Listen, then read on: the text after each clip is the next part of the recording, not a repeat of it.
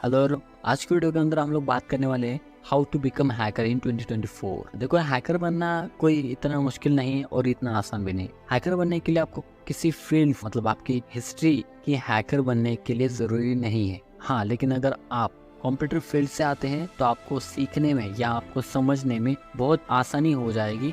अगर आप computer field से नहीं हैं तो भी चलेगा, कोई प्रॉब्लम नहीं, हैकर आप बन सकते हैं। बस कुछ चीज़ों को आपको बेसिक से लेकर स्टार्ट करना पड़ेगा, जैसे कंप्यूटर क्या काम करता है, कैसे काम करता है, के बारे में सारी डिटेल्स आपको पढ़नी पड़ेगी। जो कंप्यूटर फील्ड से लोग आते हैं उनको बेसिक नॉलेज ऑलरेडी होता है, कैसे काम करता है, कैसे वर्किंग होती है, ठीक है, ये सारी नॉलेज होती है। अगर आपको नहीं पता है तो आप बेसिक से लेकर सारे नॉलेज ले सकते हैं, इंटरनेट पर सब कुछ आपको मिल जाता है। How to become a hacker start करने से पहले मेरा एक सवाल है, why to become a hacker? आप हैकर क्यों बनना चाहते हैं? अब बहुत सारे लोगों को पता ही नहीं होगा कि हैकर क्यों बनना है। किसी को सिर्फ अपने गर्लफ्रेंड का मोबाइल हैक करना है, किसी को अपने दोस्त के व्हाट्सएप को हैक करना है, किसी को इंस्टाग्राम हैक करना है, किसी को फेसबुक हैक करना है। और आप भी कुछ ऐसा सोच रहे हैं तो आप हैकर नहीं बनना चाहते, क्योंकि इतनी छोटी एम्बिशन हैकर कभी नहीं रखता है। आप कभी व्हाट्सएप, फेसबुक, इंस्टाग्राम हैक करके एक लिमिटेड पर्सन तक सीमित रहते हैं। कभी आपने सुना है कि एक बड़े हैकर ने एक मोबाइल डिवाइसेस को हैक कर लिया? हाँ, हो सकता है सोशल मीडिया को हैक किया होगा। एक बड़े बड़े हैकर सोशल मीडिया को हैक करते हैं, लेकिन छोटी छोटी चीज़ों पर कभी नहीं ध्यान देते, ठीक है। वो एक बड़ा सर्वर हैक करते हैं, बड़ी बड़ी चीज़ें करते हैं, ठीक है। तो उनके जो एम्बिशन होती है वो बड़ी होती है, वो उतना छोटा नहीं सोचते। इन 2024 में हमें किन किन चीज़ों पर ध्यान देना चाहिए और कौन सी स्किल आपको आनी चाहिए, इसके बारे में पूरी डिटेल्स में बताने की कोशिश करूँगा। पहली चीज़, स्किल ऑफ थिंकिंग। हैकर हमेशा क्रिएटिव रहते हैं, वह चीज़ों को अलग अलग नज़रिए से देखता है।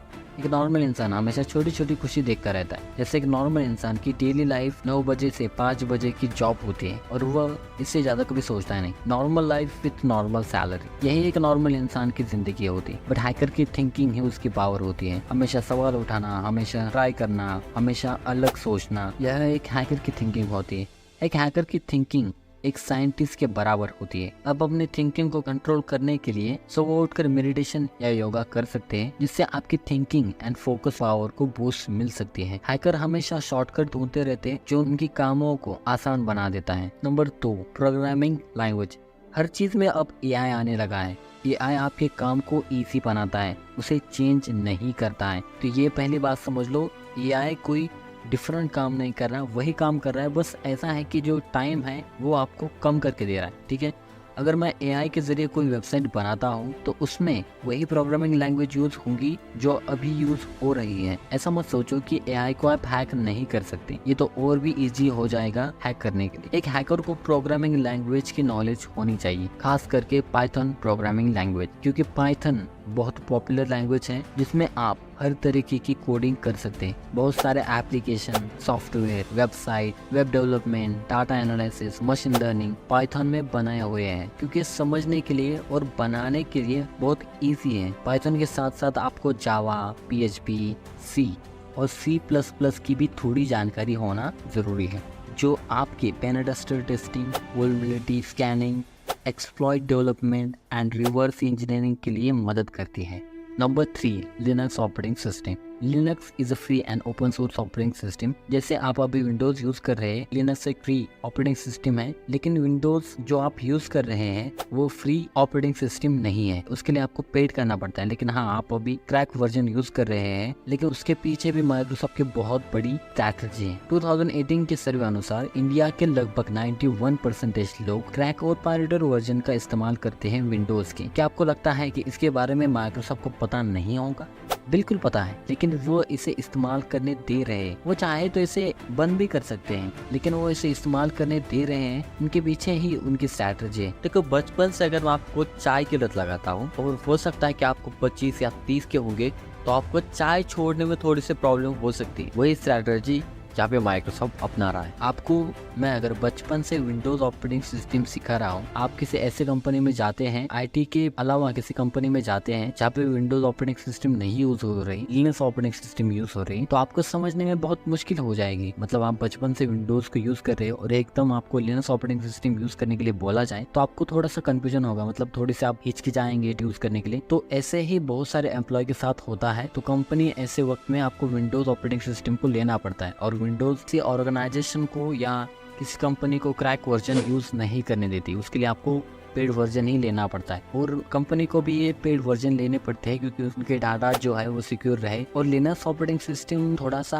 अलग हो जाता है। लिनक्स का ग्राफिकल व्यू इतना अच्छा नहीं होता as compare to Windows operating system. तो विंडोज के लिए और लिनक्स के लिए ये ग्राफिकल जो है वो चीज़ बहुत बड़ी होती है। बहुत सारे एम्प्लॉय के साथ ऐसा होता है कि वो बहुत कंफ्यूजन हो जाते हैं लिनक्स के साथ। तो इसके लिए कंपनीज को ऑपरेटिंग सिस्टम है वो चेंज करनी पड़ती है और विंडोज ऑपरेटिंग सिस्टम उन्हें खरीदनी पड़ती है। जबकि Linux operating system free and open source है। लिनक्स ऑपरेटिंग सिस्टम सिक्योरिटीज के मामले में विंडोज से बहुत आगे है, यू कहो बेस्ट है। जबकि ये ओपन सोर्स है और फ्री में है, तो लिनक्स में अगर कोई भी बग्स निकलता है तो उसे वर्ल्ड के कोई भी इंसान फिक्स कर सकता है और इसे फिक्स कर देते हैं क्योंकि यह ओपन सोर्स है। एक अच्छा हैकर बनने के लिए आप लिनक्स की बेसिक्स नॉलेज होना चाहिए, जैसे लिनक्स कमांड, उसके कोड, इंस्टॉलेशन सॉफ्टवेयर कैसे इंस्टॉल किया जाता है, nmap, वायरशेयर को कैसे यूज करना है, मेटास्प्लॉइट जैसे टूल्स कैसे यूज करना है। ऐसी बेसिक्स नॉलेज आपको होनी चाहिए लिनक्स के साथ। नेटवर्किंग स्किल, नेटवर्किंग स्किल में बेसिकली 2 टाइप्स में होती है, technical skills and software skill. Technical skill में हमें हार्डवेयर कंपोनेंट की जानकारी होनी चाहिए, जैसे प्रोसेसर, पीसी में प्रोसेसर क्या होता है,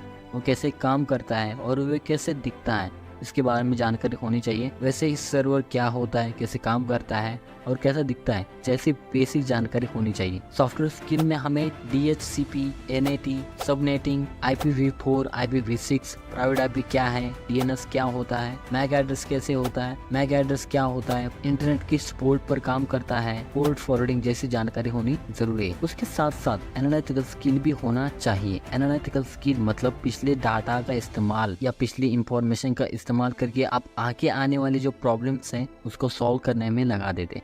नंबर 5, डाटाबेस। आपको DBMS डाटाबेस मैनेजमेंट सिस्टम की समझ होनी चाहिए। DBMS यानी कि डाटाबेस का एक इंटरफेस है जो कि डाटा को access, manipulate, update, create, modify, backup या रिस्टोर कर सकता है। DBMS में SQL यानी कि स्ट्रक्चर क्वेरी लैंग्वेज जो कि एक प्रोग्रामिंग लैंग्वेज है, ये प्रोग्रामिंग लैंग्वेज DBMS में बहुत इंपॉर्टेंट रोल निभाती है। आपको इसके बारे में बेसिक से थोड़ा ज्यादा इंफॉर्मेशन होनी चाहिए। डाटाबेस में आपको exploit vulnerabilities and bypass security कैसे किया जाता है, SQL इंजेक्शन क्या काम करता है। अब SQL इंजेक्शन क्या है, इसका इस्तेमाल करके डाटा को डिस्ट्रॉय कर सकते हैं। SQL injection is one of the most common web hacking techniques हैं। Cracking the database, root password और रनिंग डाटाबेस एक्सप्लॉइट, इन सब की आपको बेसिक्स जानकारी होना जरूरी है।